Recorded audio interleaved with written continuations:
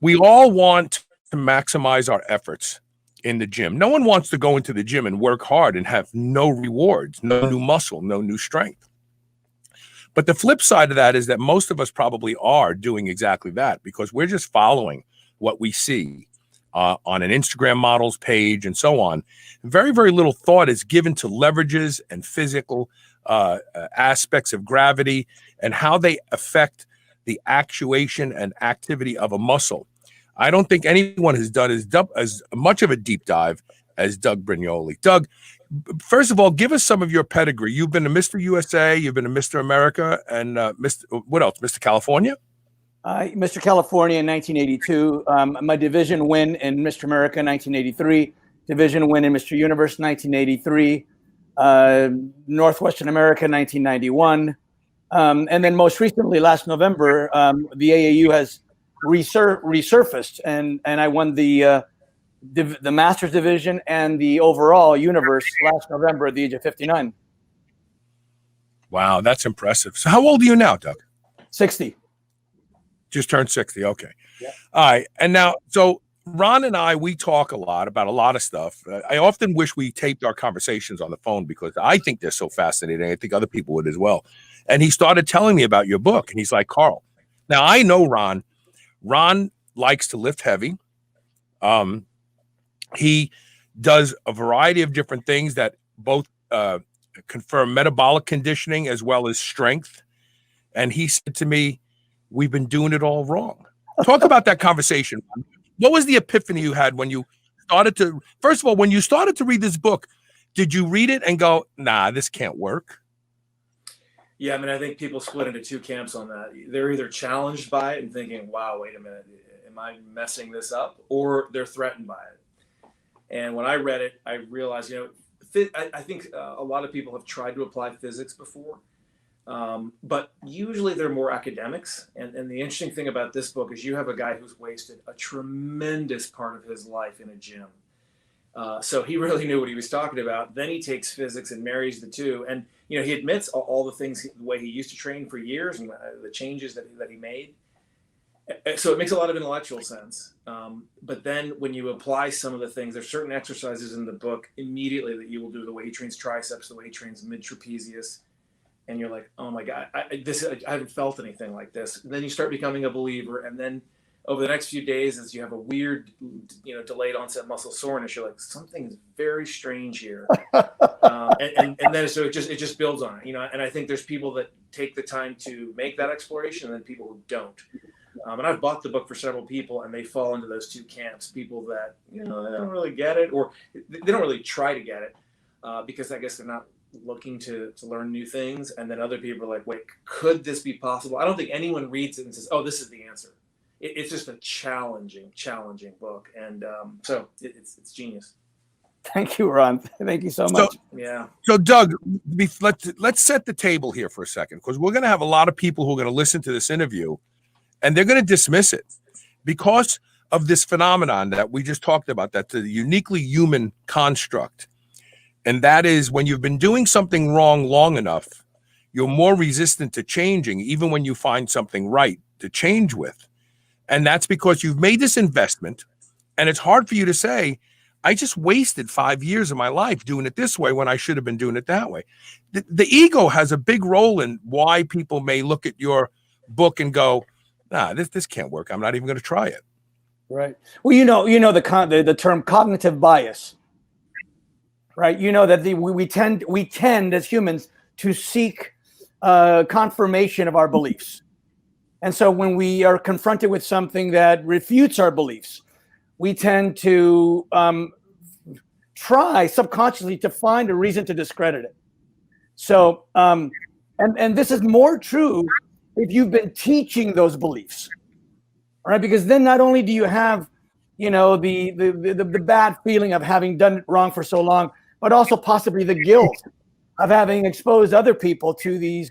And most trainers bank on the marketing of their credibility, right? Most trainers want to we all want to convince our clients that they're in good hands, that we know what we're doing, right?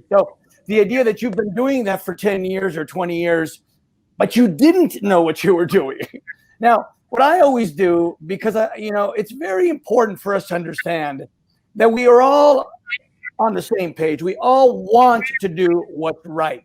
We all think we're doing what's right, right? So the people who are doing it, quote unquote, wrong, are not doing it wrong maliciously. They're doing it wrong because they were informed by people they trusted. There's nothing wrong with trusting people, right? We go to trainer certifications, we read books, we go to seminars, and if a bodybuilder has a magnificent physique and he's speaking to us, we think that's proof in the pudding, right? We think that's evidence of truth, right? And what I say is, it's not evidence of a lie, but it is evidence of a partial truth, right? If you put 30% effort into something, eventually you'll have something big, right? But you've also wasted 70% of your effort along the way. So let's jump right into this, and let's go right for the sacrificial cow. Let's go for the squat. Because as soon as you tell somebody there's a better way to build leg strength and muscularity than the squat, they dismiss you immediately, because the squat is the king of all lifts. Now, it may be true if you're a power lifter and you're trying to prove that you can squat 1,300 pounds. But if you're a gym rat who wants to see changes in your physique, from weeks and months that you train, the squat may not be the best. Talk about the squat, first of all.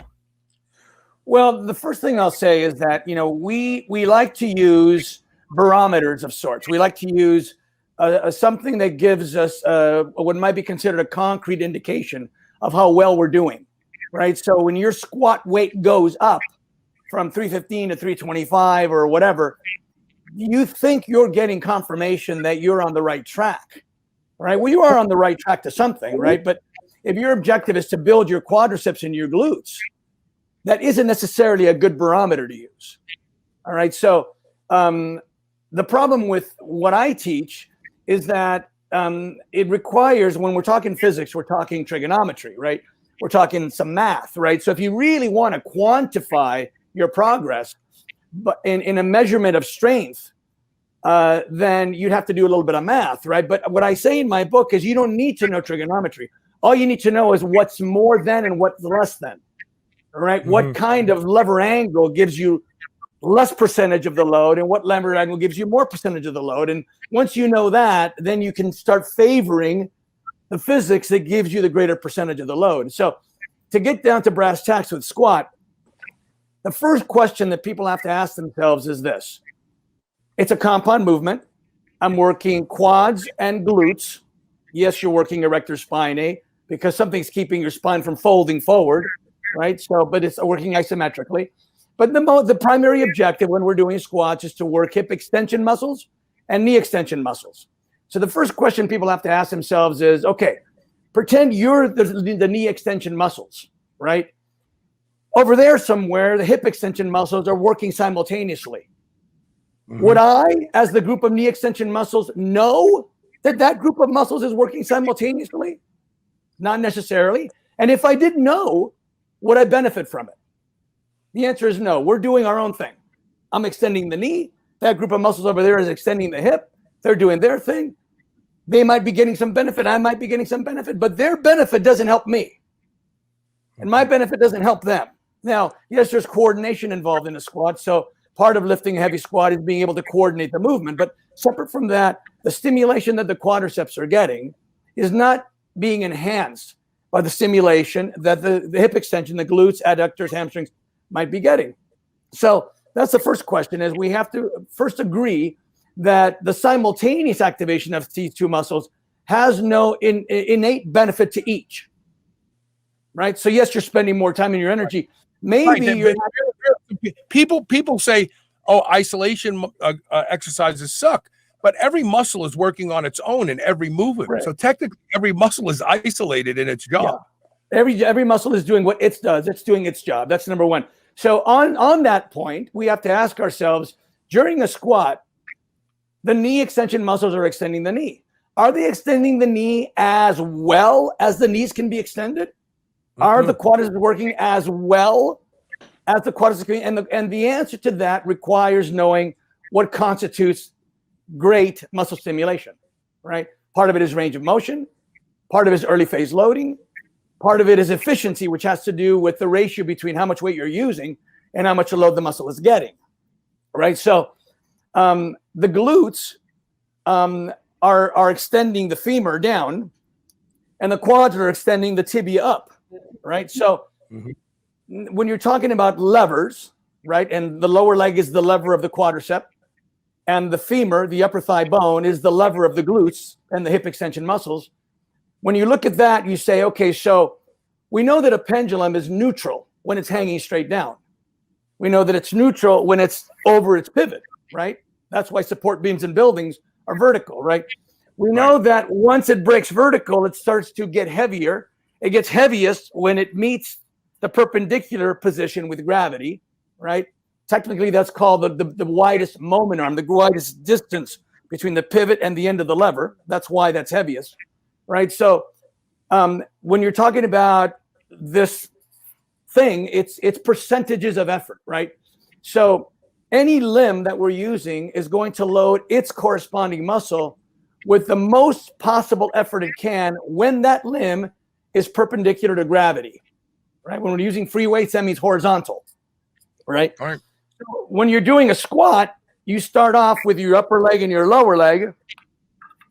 Your upper leg and your lower leg, both vertical, so they're both neutral, right? As you start to descend into your squat, those two limbs, those two levers start to enter various degrees of perpendicular with gravity, right? But the lower leg only goes to about 30 degrees from that neutral position.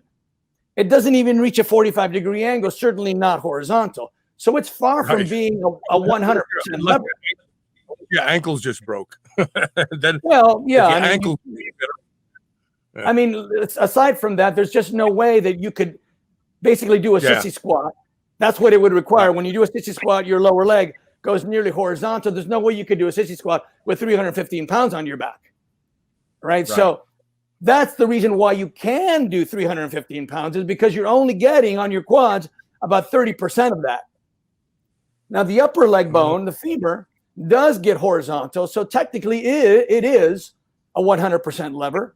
But there's two things that magnify resistance. One is the angle of the lever relative to resistance, gravity in this case. And the other is the length of the lever, right? Well, you might be thinking, well, the femur doesn't get longer or shorter. But what happens is when you're squatting, what happens is that you get into this position right here, right? Now, this angle right here is what's loading the quadricep with about 30% of what it could be loading it with. But it's also reducing the femur length. This is called the secondary lever to the primary lever of what's operating this gluteus muscle over here, right? So you know that when you're doing, like, say, a dumbbell press, as long as that weight stays over your elbows, you're dealing with a lever that's only the length of your upper arm. But if you open your elbows, you lengthen the lever, right? You magnify the resistance more. That's why you can't fly with as much weight as you can press. But if you bring them in inside your elbow, you're actually shortening this lever, which of course reduces the magnification and allows you to use more weight. Well, that's what's happening on a squat. You're actually reducing the femur length and therefore reducing the magnification of the load that the glutes could be getting, right? So you've got a compromised mechanical thing happening for the quadriceps with that lower leg. And you have a compromised mechanical thing happening with the reduction of the femur length for the gluteus. And the reason why this is happening is precisely because you're trying to work both muscles at the same time with only one single direction of resistance. If you were to separate those two muscles, you could apply a perpendicular resistance to both the femur and the lower leg lever, right? And the activation of the quadricep over there and the activation of the gluteus over there wouldn't be any less. In fact, it would be more than the activation that's happening simultaneously during a squat. So that's just how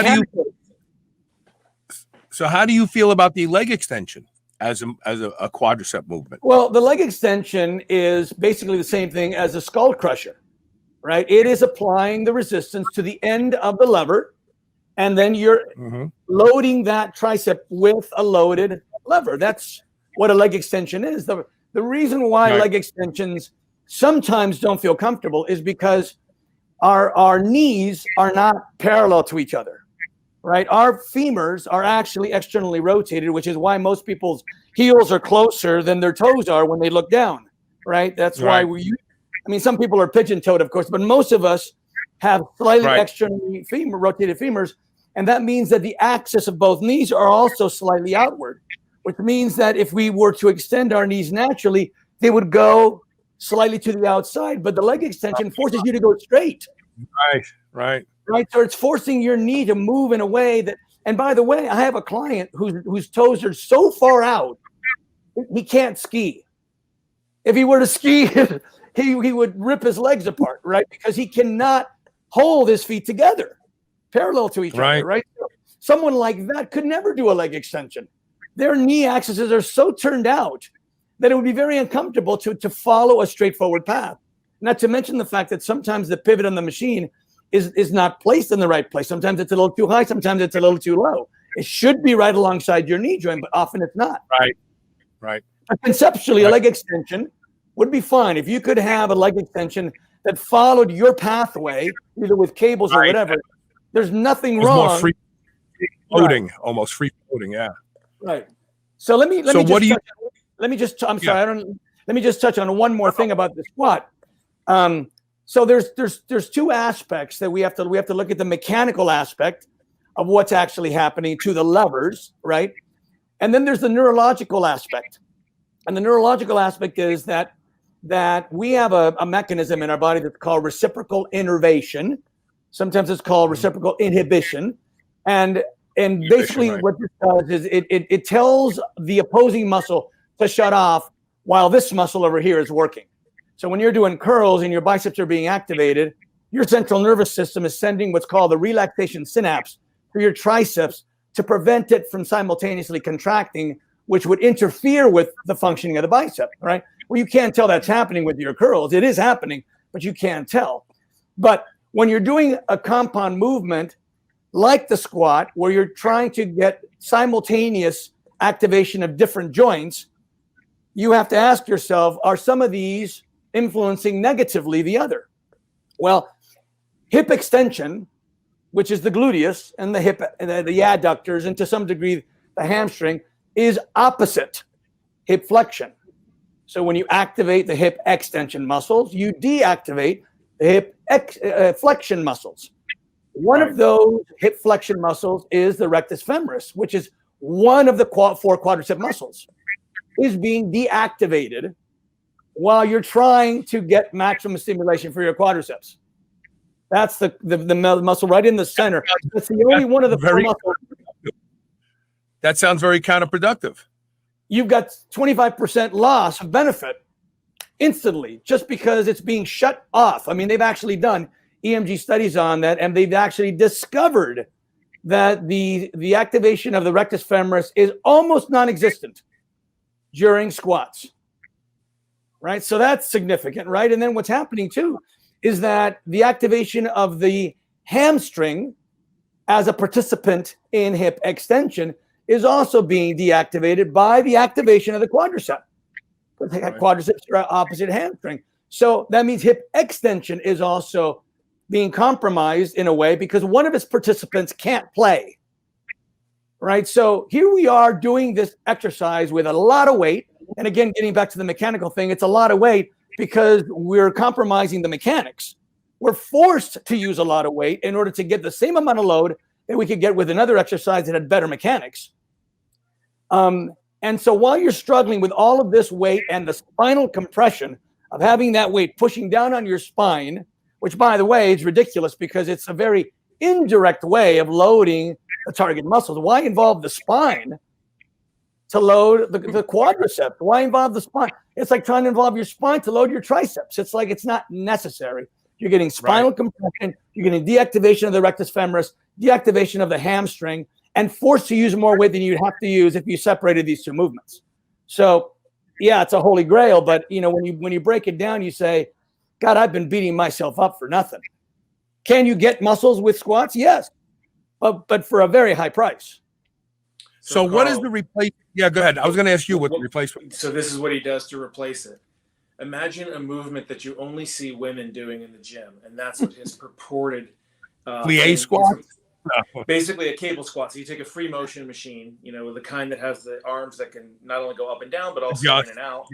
Yeah. You basically have them all the way down, pretty narrow, like shoulder width apart. You grab your cables and you basically do a squat. And you can do you can squat normally, as you would think, or you can do kind of a sissy squat. And to really load the quads, you actually do lean back, which is perfectly suited for the cables. You can actually do a sissy squat that doesn't feel awkward at all. But the next day, you will see, oh my gosh, that was really a complete, you don't have the problem with the rectus femoris, being cut off or shut down because of the reciprocal inhibition.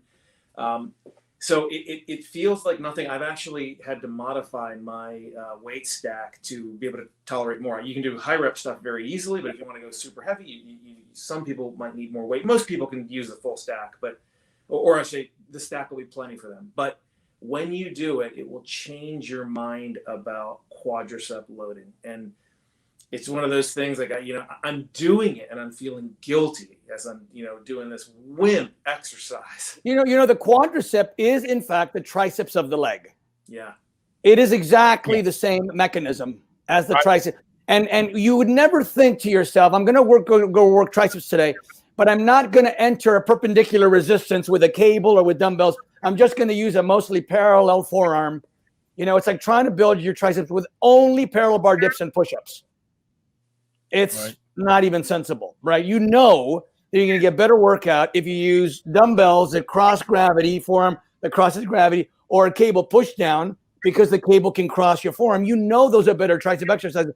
And that's exactly the mentality we should use for quads.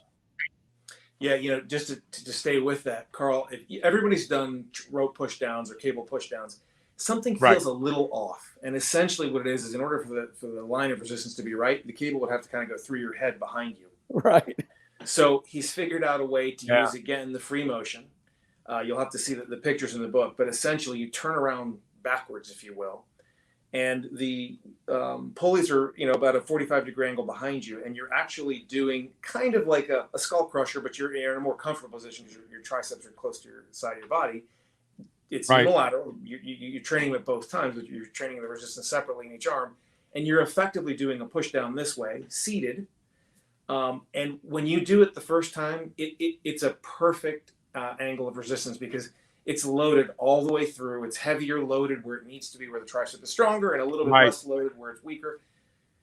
That exercise alone, for the person who just wants really bottom line results, if you do a set of cable push downs that way, two things. One thing I also noticed, for some reason, I can do any exercise in the gym. I don't have any injuries. The only thing that ever bothered me a little bit, skull crushers, they did bother my tricep attachments sometimes. Whereas this, I train it super heavy, and because the angle of resistance is perfect, it's truly one of those things you've never seen it. You've never seen anyone in the gym do it. It's completely weird. I'm not even sure where Doug, I don't know if you just thought your way through that, or maybe there's some secret. The thing is that in the book I explain that we have all our skeletal muscles have a property where they're stronger in the beginning of the range of motion and weaker in the end of the range of motion, right? And there's lots of research about this, right? So this is what's sort of interesting is that everything that's in my book is out there already, but it's out there in a million different places, right? Nobody put it into one book, right? So we know that muscles operate better when they're more elongated, and that as those actin filaments slide over each other, they basically run out of room to contract. They lose contractile force. So that means that the strength curve of every skeletal muscle is that it's stronger in the beginning, weaker at the end. And the obvious thing to do would be to match the resistance curve of the exercise to the strength curve of the muscle so that you have more resistance where you're stronger and you have less resistance where you're weaker, right? So naturally what we seek is, in this case with the tricep with the cable, we want that cable to be more perpendicular to the operating lever of the tricep in the beginning. If you're doing a cable push down in front of a pulley, it's over there. We're starting off with a parallel forearm, which basically means zero, right? We're not going to get to a perpendicular position with that cable until we're about 2/3 of the way through the range of motion. right? So we're not loading the early phase. We're loading the late phase, right? Which is done even more so with a tricep kickback. You know, there you're getting 0 resistance in the early phase and 100% in the late phase. And do you feel it? Yes. Does the tricep get activated? Yes. But it's so inconsistent with the strength curve of the muscle that you're depriving it of the resistance it most needs when it needs it, which is early. You know, it's really funny. I see people doing dumbbell kickbacks at the gym, 1 arm or 2 arm, you know, unilateral, bilateral, and they're standing so upright that there's more weight being curled when they bring it back. And then when they kick back, you swing it. And they're just swinging it. It's just so the funniest thing. I'm like lean forward. You know, you got to be, your arm has to be parallel to the ground in order for that to activate the tricep muscle. I have a client that's 14 years old right now, which is great because obviously it's good that he's getting an early start, but it's also great for me because I get to be reminded of what happens when you introduce resistance exercise to the simplest mentality. And the simplest mentality would be move this thing from point A to point B, right? That's the objective. Right. They're not thinking I'm working a muscle. They're not thinking I'm elongating a muscle and I'm shortening. They're not thinking that. They're just thinking move this from here to there. So they're oblivious to whether or not they're moving it to the same place every time or how far their elbows are, right? So the first thing I say to him, okay, pick a spot on the ceiling and make sure you end up in the same place every time. Okay, so now all the reps look uniform. Okay, that's the first thing. The second thing is the muscle doesn't care where the weight is. What matters is where your elbow is in the beginning and where your elbow is at the end, right? So make sure that when you're coming down, your elbows are maximally bent. Then make sure your elbows are maximally straight. Now you're going through a full range of motion, right? So the idea that somehow the muscle is just has a little counter and it doesn't care about full range of motion. It just says, hey, that was a movement. It counts as a rep. That's what most people do in the gym. This person that's doing this tricep kickback, mostly standing up, they think that's just the movement itself. It's almost like the person who goes to church and prays just because the activity itself gives you blessings, benefits, right? You have to do more than that. Right. So Ron mentioned there are some never seen before movements in your book. Can you tell us what they are?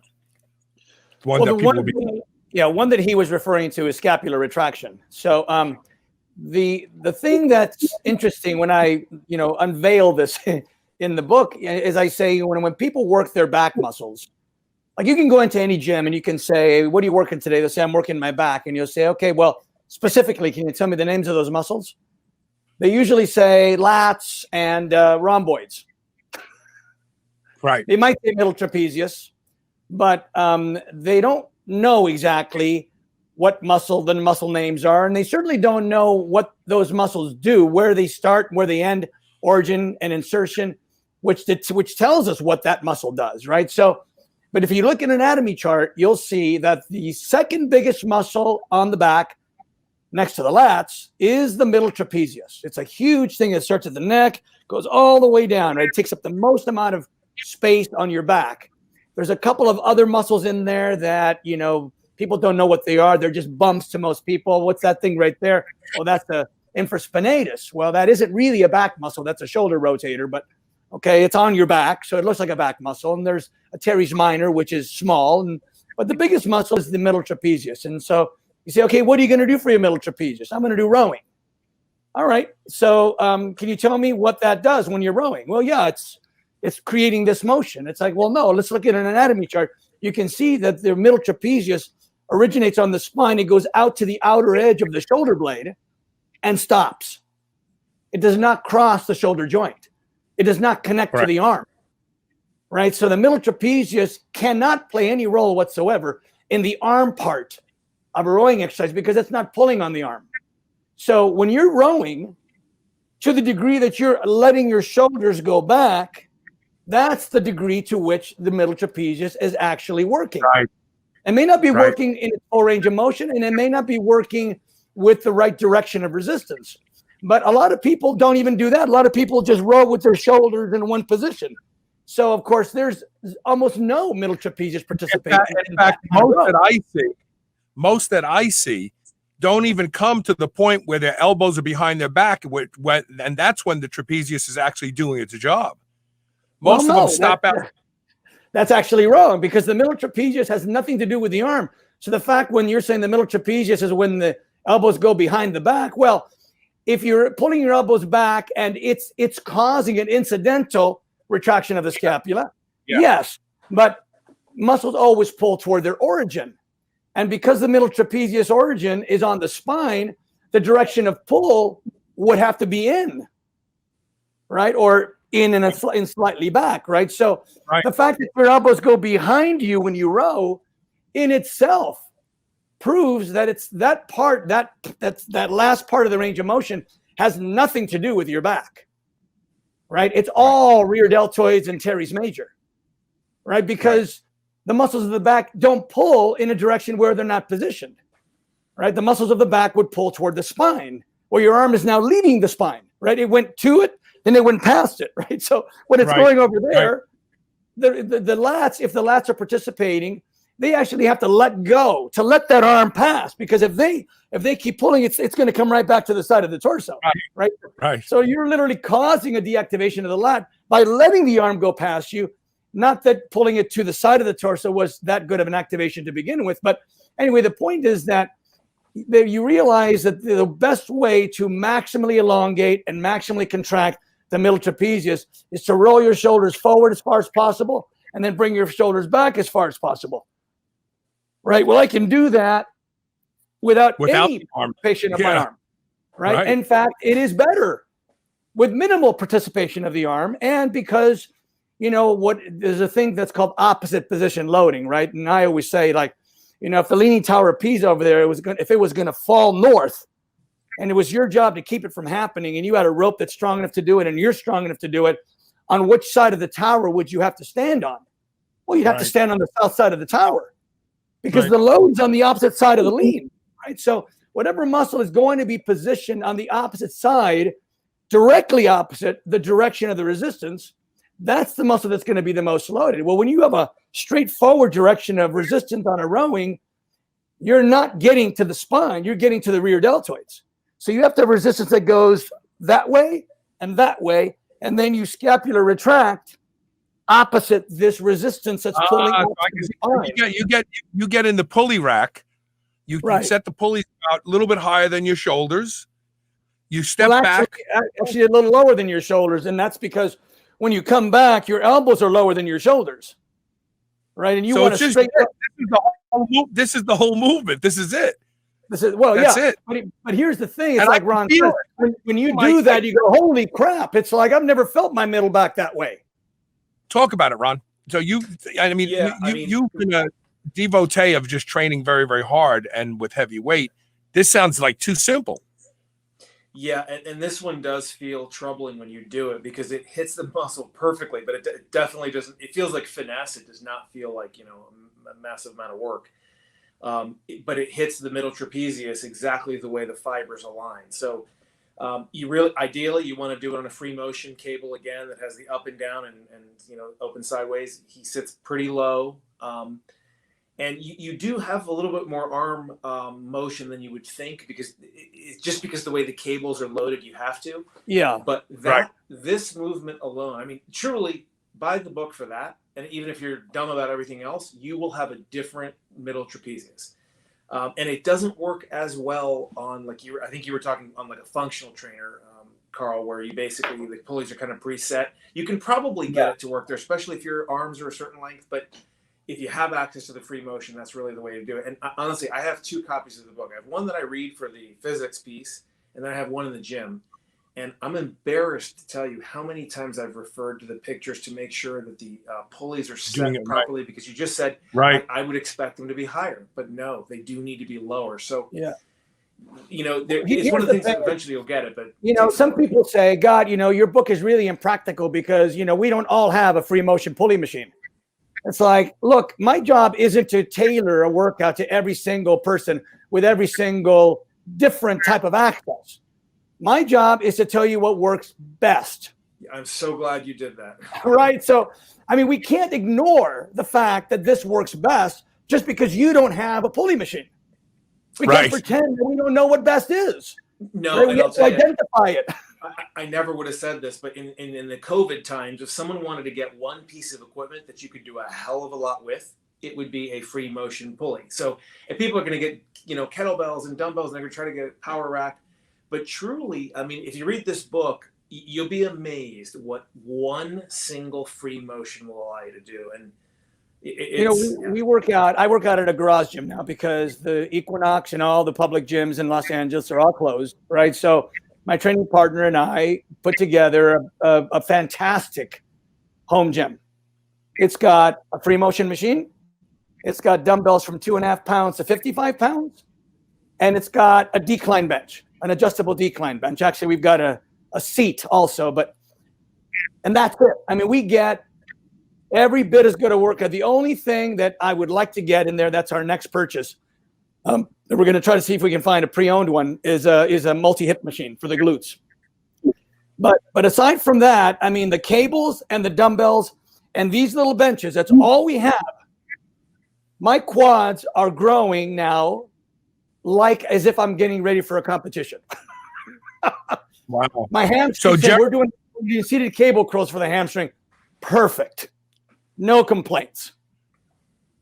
Jeremy Gearman, Ron, who you introduced me to, I'm actually going to see him very shortly for intra-articular hip injection. He says, how lucky am I? I jump online and end up in hypertrophy heaven with Mr. Superhuman, legendary Ron Penna, and Doug Brignole. Tell Doug to keep this valuable information to himself so that I can catch Ron. So he's got the same mentality as you. He doesn't want anybody to know this stuff. I think I've rubbed off on him. He's one of those guys who's always trying to help people and give good information. And I've told him, Jeremy, keep it to yourself. Come on. It is so important for us to be humble and to recognize that we always have something more to learn. I mean, there was one quote that I read that said, I forgot what his name was. He was an Indian philosopher. And he said, it's ironic that the people who know the most are the least confident because they're always ready to revise their beliefs. They're open to new information. The people who are most naive, the people who are most ignorant are the people who are most confident. Yes. Believing they know the most, and they are closed off to new information. So it is important for us to stay humble and to always believe we think we've got it right based on the information we have access to. This appears to be truth. But if someone wants to show me a better truth and can demonstrate it, we got to be open to it. Jomo Jelani, who's a regular viewer and listener, says, I was introduced to Doug via he's talking about Rick Grayson's channel. I just bought the paperback book and I can't wait to read it. And then Tommy D has a quick question. He says, can he do this stuff with body weight and bands if he doesn't have a gym? Well, look, I mean, I'm sorry for chuckling, but again, getting back to what I said earlier, the first thing we have to do is identify what works best and why it works best, right? In the book, I say, by knowing what these parameters are, the direction of resistance, the direction of anatomical motion, by knowing what is first best, we can then, from that, figure out what might be close to, but not quite, second best, third best, fourth best, fifth best, sixth best, right? So the answer to the question about bands and kettlebells and chin-up bars is to the degree that they come close to what we have identified as ideal, you're going to get that degree of benefit or that degree of injury risk, right? So we can't be naive about this and pretend that if all you've got is some tomato soup cans and elastic bands, that you're going to be able to get the best possible workout. I mean, it would be nice, but it's impossible. Right. Now, by the way, and if it was, there's an economic way of, like somebody says, I work out at home and I can't afford a pulley machine. When, by the way, you don't have to buy a free motion machine. You can set up 2 or 3 single adjustable pulleys that go up and down, one there, and you can use these 2 for this and those 2 for that, and you can get a pulley that is plate loaded for $200. Right. So you buy 3 of those, and you've got 3 different width options, right? So that's one way of doing it, and the other way of doing it is just attaching an elastic band over there, so you've got the right direction of resistance and the right direction of motion. The resistance curve is going to be different because elastic bands get tougher as they elongate, right? Which is kind of opposite what the muscle does, but at least get the motion right. At least do what the muscle does. Right? The idea that you're going to replace, let's say, a scapular retraction with, a one-arm dumbbell row, it's not the same movement, right? So to the degree that it comes semi-close, if it's 30% in the direction of the right movement, you can get about 30% of the benefit, right? Maybe. But you have to recognize that compromised equipment results in compromised benefit. I have rowed heavyweight. I have deadlifted heavyweight. I've done so much. And then I occasionally do, I get on the pec deck and I do the reverse pec deck for my rear delts. But they just don't grow. And Ron alluded to something that you do something very different, something that would be counterintuitive to make that small group of muscles pop. What is it?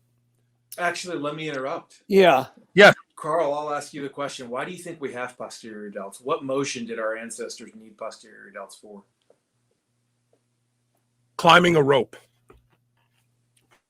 Down. Possibly. Okay. I don't know. What Doug says is basically pulling down limbs.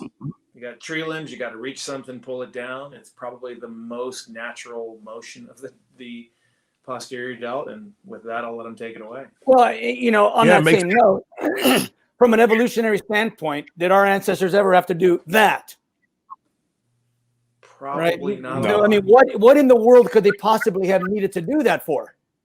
Right? That's not something we evolved to need to do, either from a skeletal standpoint nor from a muscle function standpoint. So what I say in the book is that it's vitally important for us to understand what all good exercises have in common, right? The objective of resistance exercise is to elongate a muscle and to contract that muscle against resistance, right? So that's the base requirement, that you elongate the muscle and that you shorten the muscle, right? So to do that, all you have to do is find the simplest way to do it, right? If you know that your bicep flexes your elbow, would you think that you needed to do a curl behind your back? Yeah, right. Why would you overcomplicate it, right? The bicep bends the elbow, bend it as simply as you can, right? You want to contract your rear deltoid, elongate it and shorten it as simply as you can, right? Right. We know that, when you raise your arms up, you're already entering an area of skeletal function that is not as familiar to it as the arms down at the side, right? So going forward and going back is much more natural for the shoulder joint than going across. So, if you look at the anatomy and you say, okay, here's one scapula, here's the other scapula, right? The rear deltoid is attached to the upper edge of both scapulas, and it comes down and wraps around right there, right next to the side deltoid, right? So that means that if you were to bring that insertion toward the origin, you'd be moving in an upward diagonal direction. And to elongate it, you would go farther forward. So if you just follow the path from the origin straight through the insertion, straight across, you realize that it's got to come from over there for this arm. It's got to come from over there for this arm, right? So that's where the resistance should come from, right? But you don't need to go across your body necessarily. You just have to start right here, and you go here and down at a 45-degree angle, kind of a downward V. So I use a cable that starts over there, and one that starts over there, and I just go down, and that works the rear deltoids much more naturally than having to go across. And just to show you, I mean, when someone says I'm doing rear deltoid butterfly machine, well, why? Because it simulates what we used to do in the caveman days, not the caveman days, but the early bodybuilding days, when we did a bent over rear deltoid raise. Right. So what makes you think that was the right movement? Why would you duplicate a movement that you're not even sure is the right movement? Right. That's all you're doing when you're doing it. So what you've done is you've sort of like, and you see a bodybuilder with great rear deltoids, and he assumes, and maybe you assume, that the reason he has good rear deltoids is because he does this exercise. It's like, no, I would tell you that the reason he has good rear deltoids is because he's gotten a lot of rear deltoid stimulation from his rowing exercises. When he's doing his one-arm row, he's getting more rear deltoid than he is the last. So what you're seeing is the end result. You don't know exactly what percentage of that development came from rear deltoids or came from rowing. But I can tell you right now that just from an anatomical standpoint, the rowing motion is closer to the natural rear deltoid function than this thing is. There's just no reason for you to do this in order to move the insertion toward the origin. You can do that much more simply just by doing this. Jeremy Gehrman has a good point. He says, swimming is that same motion. It's pulling through the water resistance. It is a natural motion. And behind you, and then behind you. Yeah, exactly. Yeah, and it's really weird. I've done so much rowing and pulling and rear posterior chain work and my rear delts and my biceps. Have you ever seen Bas Rutten, the early MMA fighter? You know what I'm talking about? Sure. No. He's got little biceps. If you ever look at them, they're little. They look like he has little cylinders for biceps. But when you see him throw a punch, it's the snapback is just amazing. I just don't. Genetically, I just don't have good. Let me just say, I was going to say, let's just say we can't ignore genetics, right? So the mistake we often make is we see someone with a good body part, and we automatically assume that what they've been doing is a direct contribution to that. Right. It may be, it may not be, right? I mean, the genetics factor plays a big thing in there. So you can look at someone, you can look at Tom Platz, and you can say, well, Tom Platz did squat, and people will say, end of story. That's it. Tom Platz squatted. He has the best legs in the world. All right. Well, a lot of other people have done squats and haven't gotten Tom Platz legs. Right. A lot of people have done feature curls and don't have Larry Scott arms. Right. And I was going to say, Tom Platz has unique legs that he was genetically gifted with. Oh God, yeah. And he's squatting, he's training again, and his legs have already blown back up. It's just I've seen that video, but here's the thing: is again, I don't want to say that squats don't build the legs. Squats do work the quads, but they require more weight be used because of the dilution caused by that compromised mechanics. Right. So it's like saying I'm going to drive my car from here to that point over there 5 miles away. And I'm going to drive on this road right here. This road happens to be very muddy, very rocky, wet. There's all kinds of debris. I'm going to get there. I'm going to be spinning my tires, which means spending gasoline without traction, right? My car's going to be beat up by the time I get there, but I will get there. And if that's the only thing you're using to determine whether or not this road was a good road, you'll say, it was a good road, success. But hey, guess what? That road over there is dry, flat, clean. You can get to the same place with far less wasted effort, far less wasted energy, far less abuse on your body. Yeah, really good.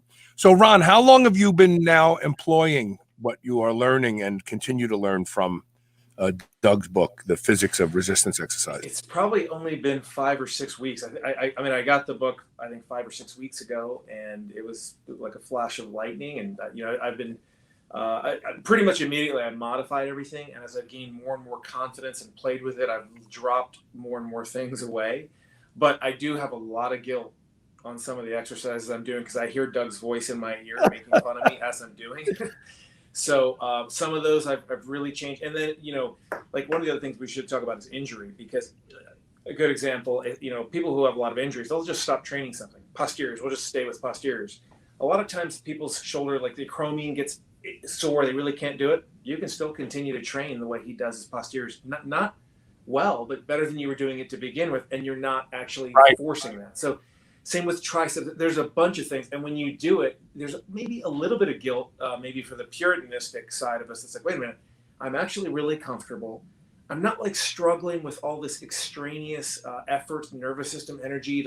You are just training that muscle. So the muscle is getting hammered. You will feel it, but you feel like, wow, the rest of my central nervous system is just not that active because I'm sitting in this perfectly. Somebody figured this all out. I just have to sit here and copy it. It's genius. I mean, it's really, it'll take a while, but one day, I just don't know how long, people will say, oh yeah, that was, pre-Doug and post-Doug. That was back in the old days when we used to train the dumb way. Yeah. PD. Ron, let me ask you a question. So you can sort of tell Ron and the audience, Carl and the audience, about incline presses. Yeah. So, incline presses, I'm sure it's something you run in. We all have this whole concept. Oh, upper chest. What's the best way to build upper chest? When you see him deconstruct it, it's a little it's embarrassing because you're like, wait a minute, this completely doesn't make sense. You know, yeah, it's I mean, you've got guys like Mike O'Hearn, of course, who's built a tremendous upper chest, and he still espouses that. And Arnold. Yeah, for sure. Yeah. But it's like he was saying, it is a road to get there, but it's probably not the best. Not the Let me elaborate a little bit. I'm sorry, Carl. Yeah. Can I elaborate on that? Yeah, please. So what Ron was what I was hoping Ron would say is that, and I guess maybe he was sort of leaving it to me. You know, every gym in the world, every quote unquote decent gym in the world has an incline press, right? For incline bench or incline dumbbells, right? And we've all been told that inclines work the upper chest, right? Well, right. In order to deconstruct that, the first thing you have to say is, okay, all muscles pull toward their origin, right? That may sound cliche. If I give you a rope and I tie that rope to a heavy box and I say, pull on that rope, guaranteed that box is going to move toward you, right? There's no way you can make that box move in any direction other than toward you, unless another muscle over there or another person over there collaborates with you, right? And then maybe you're both pulling on it from a different direction, and maybe it ends up somewhere in the middle. But without any assistance, you as a muscle origin have to pull your muscle insertion attached to that limb toward you. You cannot do anything else, right? Well, the idea that you're going to move your arms in an upward direction assumes that our arms are connected right in the middle between the upper and the lower pecs. But they're not. They're connected at the very top of the pecs. Yeah. Right? So when you go straight forward, you're already moving toward the upper pecs, the fibers that are highest on the sternum. And when you move your arm up like this, your clavicle actually shifts. And so you're still moving toward the clavicular fibers, right? When you're going over your chin, you're moving toward your chin. You're moving toward your neck. There's no pectoral fibers above the arm line, right? So you're not moving toward any pectoral origins when you're doing an incline press. So, you know, I confess, we've all been so brainwashed into believing that that is the way to work the upper chest. And yet, intuitively, you know that if I told you flex your chest, flex your upper chest right now in a way that you can feel it flexing, you're going to go like this. You're not going to go like this, right? You know, this is where that muscle contracts, right? You know, when you do decline, I'm going to go a little further down towards my solar plexus. I'm not even going to go up here to. And the reason you're going to do that, is because the biggest percentage of the muscle fibers are in the center of your sternum, which is slightly lower than the shoulder joint, which is slightly a decline angle. So when you do a slight decline press, you're moving toward the greatest percentage of muscle fibers. Wow. We don't even do a flat dumbbell press anymore. We do only a slight decline dumbbell press. And when you do it and your elbows go, because you're on a decline angle, your elbows go up and back, you can feel a pectoral stretch that you cannot feel any other way. And I was always so much stronger in the decline. And I think everybody will tell you that they can always press more in a decline than they can in a flat position. It's just that it's inconvenient to get into, right? It's not a comfortable position, you know. And what we do is we put a step on each side of the thing. We put our weight there. So once you lie back, then you take that one, and you take this one, you do your press, you put it back on the step. If you don't have that, you think you've either got to bring them back with you, right? Mm-hmm. Or that you have to sit up with them or dump them on the floor, and maybe your gym, frowns upon you dumping weight, So this inconvenience tells people I'm not gonna hassle with the decline press. But it's what the pecs do. Undeniably, it's what the pecs do. So do you ignore what the pecs do just because it's not convenient? Nah, that's it's a little bit of a mind bender, right? I mean, for people that have been, it's hard to grasp the fact that all of these people that we've admired for so many years, we've seen in the muscle magazines doing incline presses. But let me tell you, first of all, that most of the muscle, the magazines, like I used to write for Men's Fitness Magazine, and they would tell me what they wanted me to write about. They don't say, what do you want to write about? They go, we want you to write an article about an all-cable workout. We want you to write an article about, it's like, and if you want to be in the magazine, you do it. And if you don't, have a nice day. Right. So Right. so not even that part of it is truthful. But a lot of the people, even if you were given the opportunity to do their own choosing of the topic, how do you work your chest? Well, I do incline presses, and I have good upper pecs. Well, yeah, but you don't only do upper pecs. I mean, you don't only do inclines, right? You do inclines, you do flats, you do declines, you do this, you do that, and then the end result is this. Right. But you don't know what percentage of what you did contributed more or less. What about volume? So volume, early on when I first started lifting, I did the 5x5 program, and I got very, very strong over a number of years with that.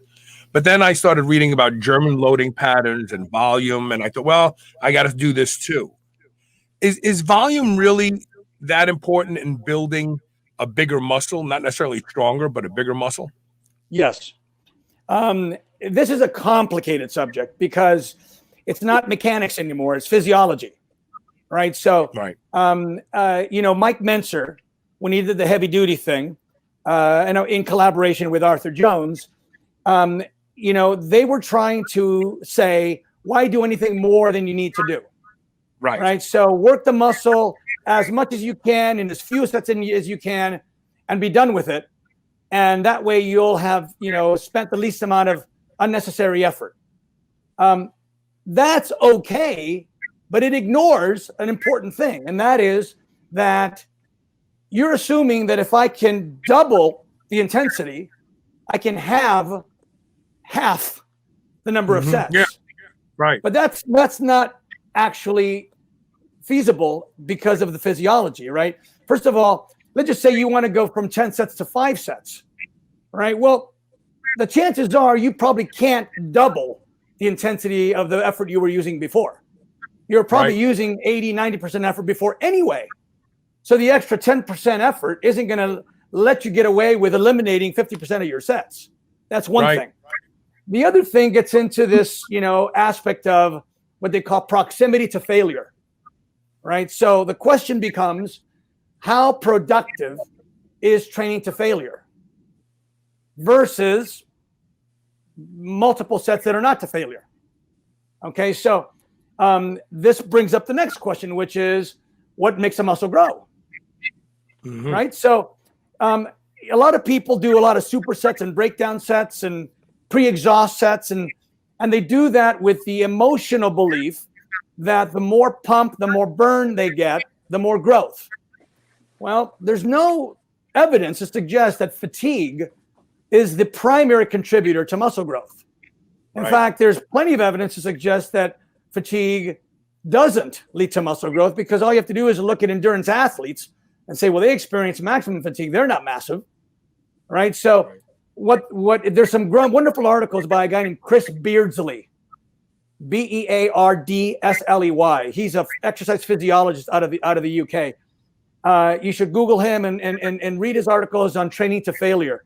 And basically what he says is, they've done studies that have suggested that you can make a muscle grow the same with high weight, low reps, and high reps, low weight.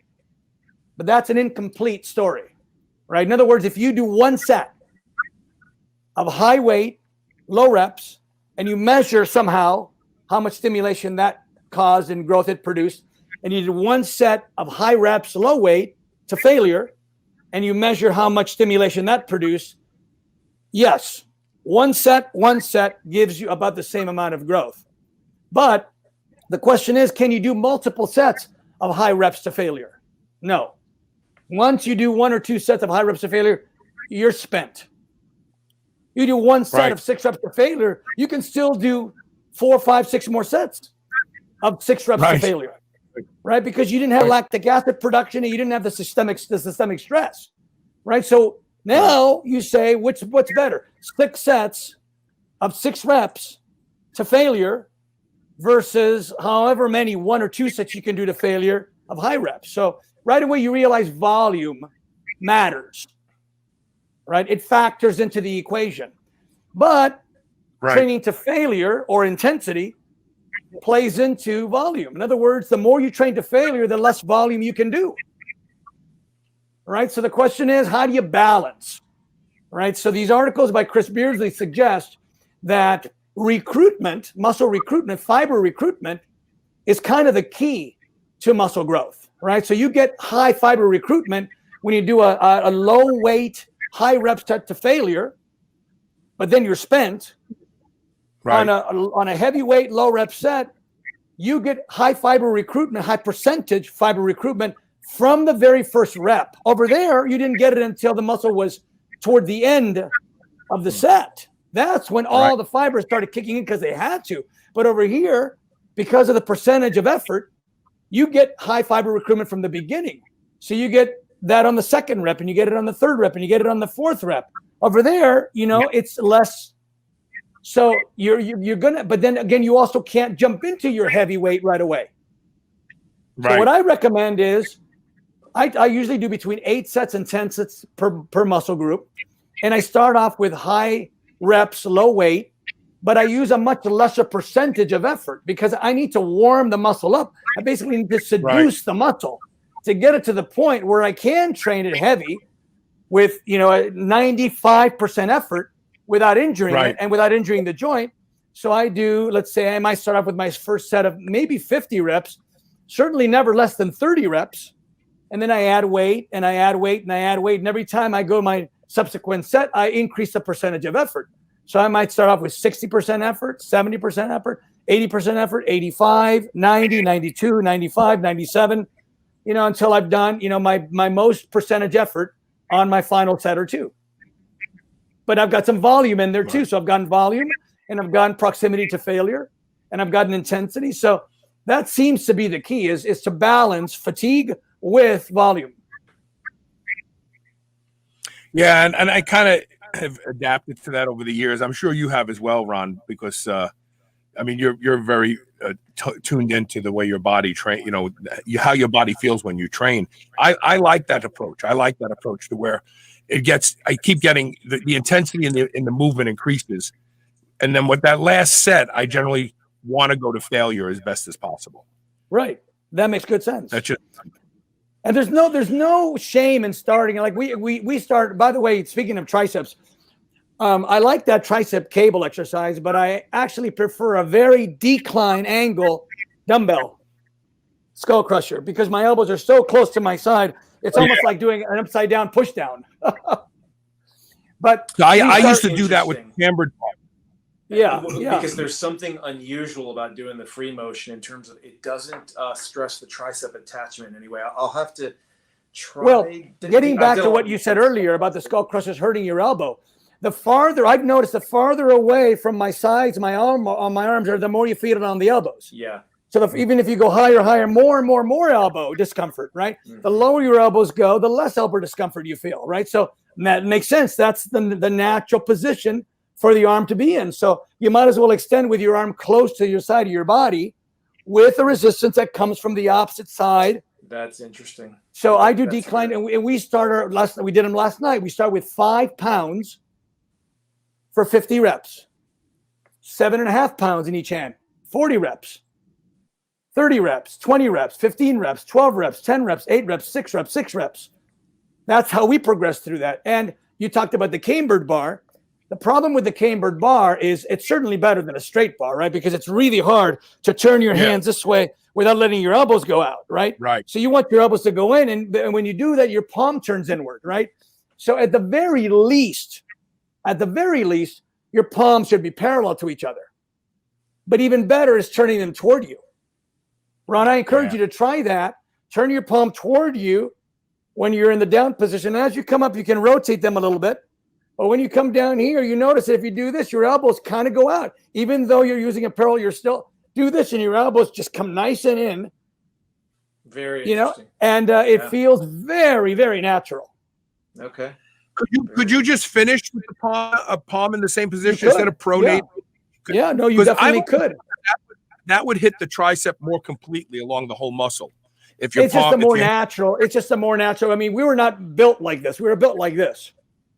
Right, you curl like this. You should extend the same way, right? Our palms are facing more forward than they are. Yeah, exactly. Right, interesting. Yeah, but I evolved to doing the cambered bar skull crushers on a decline. I found that it was much more comfortable for me.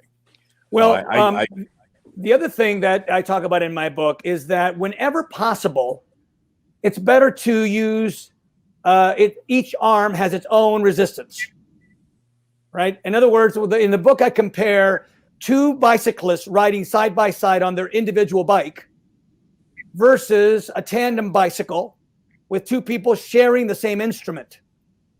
And what we find is that muscles respond better when they're working with their own resistance.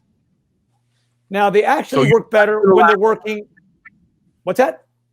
Unilateral work. You're a proponent of more unilateral work. Well, yes. Now, let's talk about that word for just a second. You know, unilateral means that each arm is doing its own thing, right? Oh. So let's just say that I'm going to do a curl. I'm going to go like this and like this. Right arm, left arm. That's called unilateral, right? If I do this, that is also no, that's the whole point. It's unilateral simultaneous versus unilateral alternating. Right, but they're independent, and so unilateral should mean independent. When we say bilateral, what it should mean is sharing an instrument, and the reason for that is because the strength difference between unilateral and bilateral is big. When you're sharing an instrument, you can use much more weight, and so when you're talking unilateral, bilateral, you should be referring to is whether or not there's any independence or sharing of an instrument versus timing, right? Otherwise, you're saying, oh, because you're doing them this way versus this way, the timing difference designates it as a completely different type of movement. No, unilateral is unilateral. Doesn't matter the timing. Right. Bilateral should mean sharing an instrument. Geronda was completely against unilateral movements. I think I heard one time. He got mad at people who did. He said you can't build muscles with dumbbell curls. You got to be, both arms have to be working on the same bar. Did you ever hear that? That he thought that? I had not heard that, but let me just tell you there is science that tells us that something exists called bilateral deficit. Bilateral deficit, you can look that up, basically means that if both arms or both legs are working at the same time, that each side is going to have about a 5%, maybe 8% weakness factor as compared to doing it separately. If you take a pair of 30-pound dumbbells and you try to curl them simultaneously, it'll be harder than doing an alternating. Bilateral deficit is kicking in, right? So when you're using a barbell, if you're using a barbell curl, now you've completely mixed it because you say, okay, well, I know what alternating 30-pound dumbbells feels like. I know what simultaneous 30-pound dumbbells feels like. How come I can do 70 or 80-pound curls? Didn't the previous dumbbell exercise already establish what the strength capacity of my bicep was? Did my strength capacity suddenly increase? Is that why I can do a 70 or an 80-pound barbell curl? No, there's a physics aspect involved there.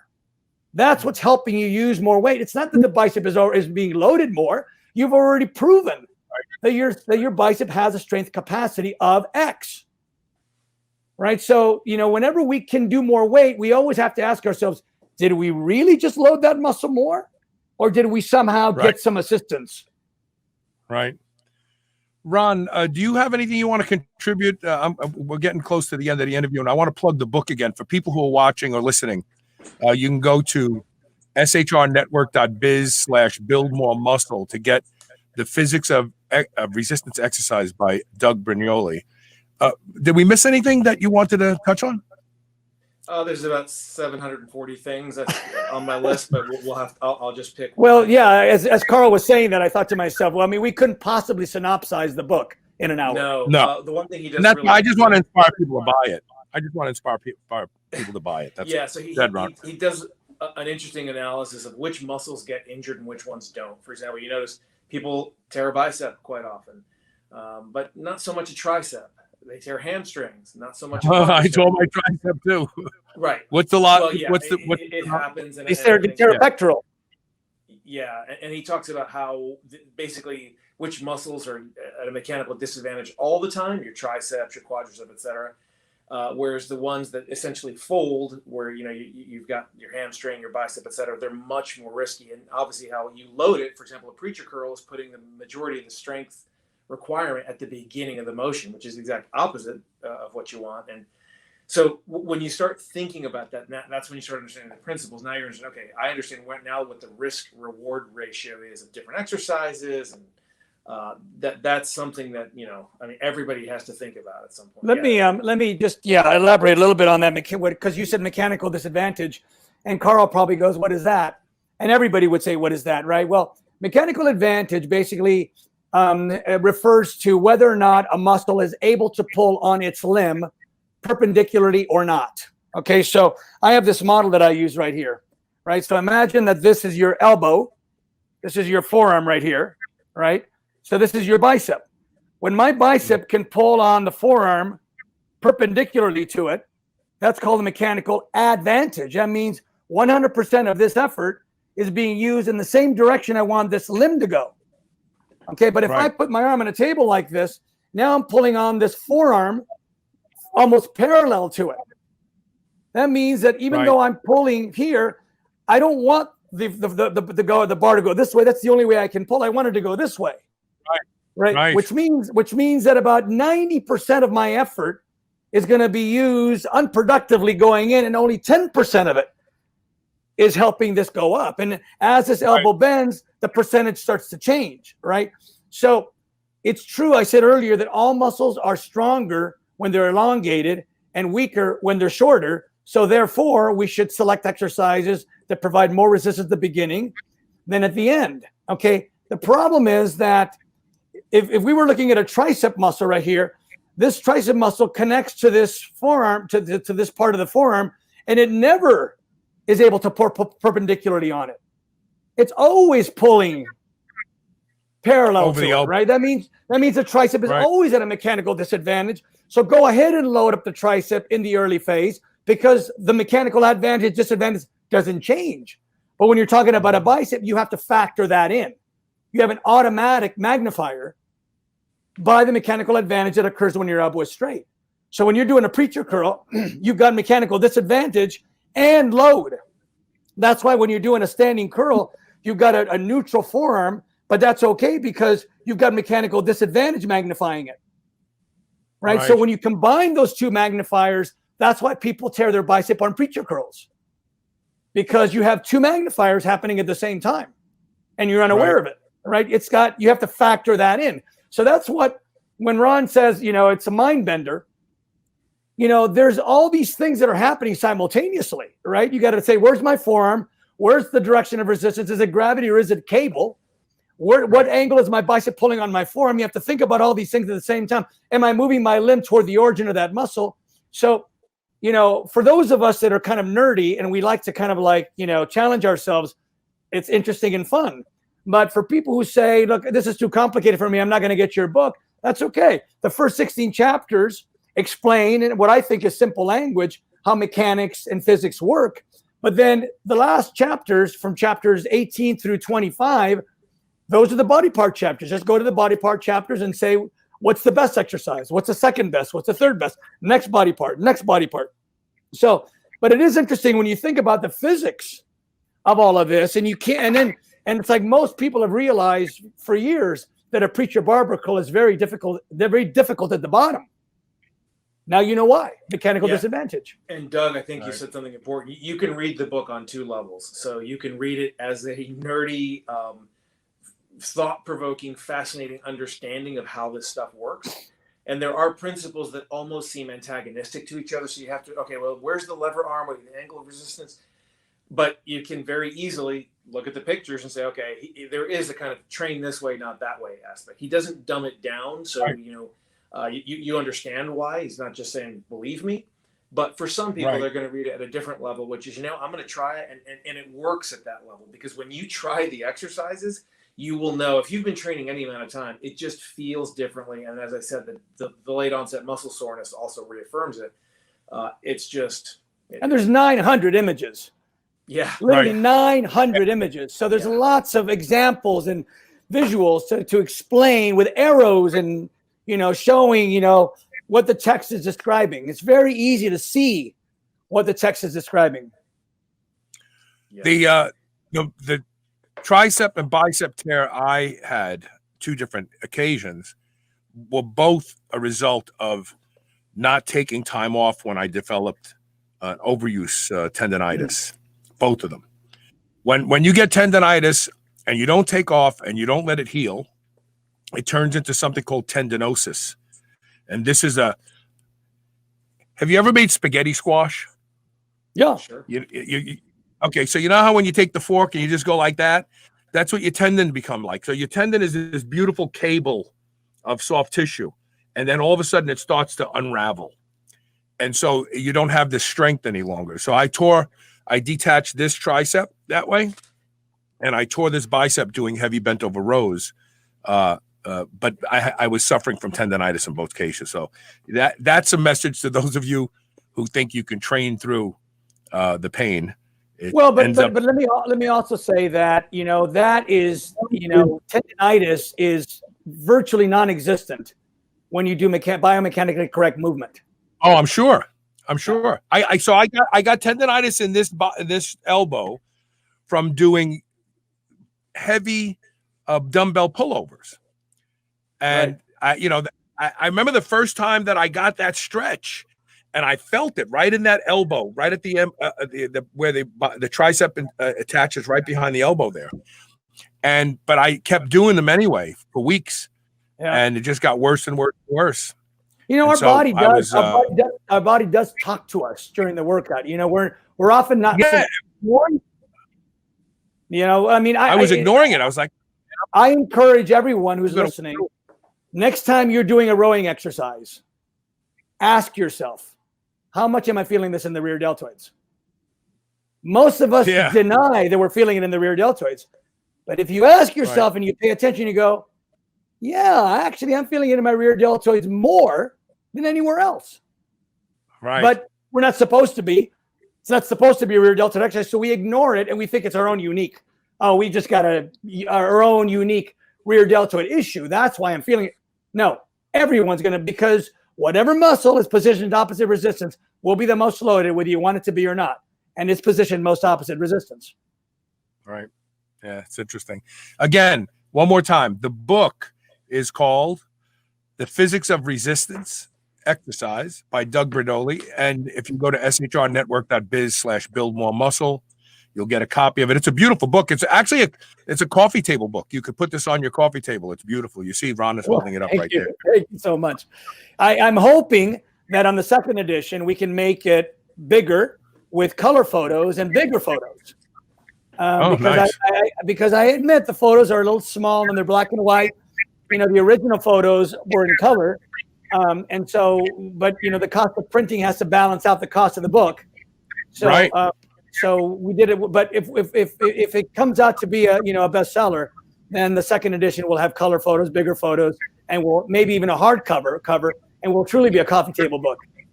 Yeah, there you go. Thank you both for being on the show today. Ron, thank you for arranging this. Thank you so much, Ron. Thank you for this. I appreciate it. It's a pleasure. I really appreciate you writing the book. Thank you. Yeah, Carl, thank you for having me on. Ron hates to be on podcasts. As long as I've known him, he hates to be on podcasts. When he said to me, get Doug Brignole on and I'll come on too, I was like, okay, I got to get Doug on because this has to be real. Ron doesn't ever want to be on anybody's podcast at all, ever. Well, let me just say that Ron's participation in this thing magnified the benefit of it. I think the three-way conversation is significantly better than a two-way conversation would have been. Absolutely. Yeah. Well, and Ron is so serious about his training. He's so methodical about it. He's like he thinks about everything, and I mean he looks like Adonis. He's strong as hell, and he never injures himself. Knock on wood. And so I'm like, well, Ron is behind this. Okay, I got to learn more. So this has been a great show, and I thank you both for being here today. Thank you very much. You. Okay.